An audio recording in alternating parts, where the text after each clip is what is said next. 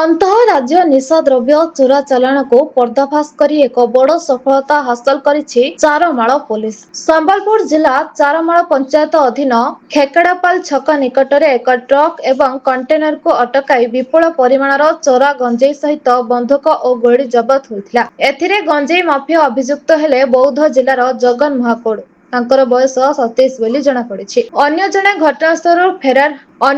ଘଟଣାସ୍ଥଳରୁ ଫେରାର ହୋଇଯାଇଥିଲେ। ବିଶେଷ ସୂତ୍ରରୁ ଖବର ପାଇ ଚାରମାଳ ଥାନା ଅଧିକାରୀ ବେଦପ୍ରକାଶ ନନ୍ଦଙ୍କ ନେତୃତ୍ୱରେ ଏକ ସ୍ୱତନ୍ତ୍ର ପୋଲିସ ଟିମ୍ ଗଠନ କରି ଚଢ଼ାଉ କରିଥିଲେ।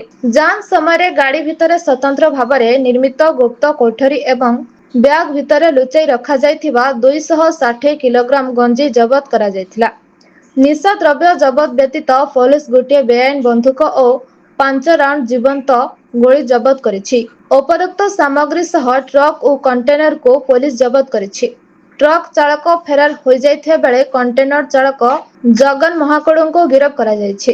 ଏ ସଂକ୍ରାନ୍ତରେ ଚାରମାଳ ଥାନାର କେସ୍ ନମ୍ବର 93/26ରେ ଏକ ମାମଲା ରୁଜୁ କରି ତଦନ୍ତ ଆରମ୍ଭ କରି ଫେରାର ଅଭିଯୁକ୍ତମାନଙ୍କୁ ଗିରଫ କରିବା ପାଇଁ ଛାନଭିନ୍ ଆରମ୍ଭ ହୋଇଛି। ସମ୍ବଲପୁର ଜିଲ୍ଲା ରେଢାଖୋଲ ବ୍ଲକରୁ ବିଷ୍ଣୁ ଚରଣ ନାୟକଙ୍କ ରିପୋର୍ଟ, ବ୍ଲାକି ନ୍ୟୁଜ ଓଡ଼ିଆ।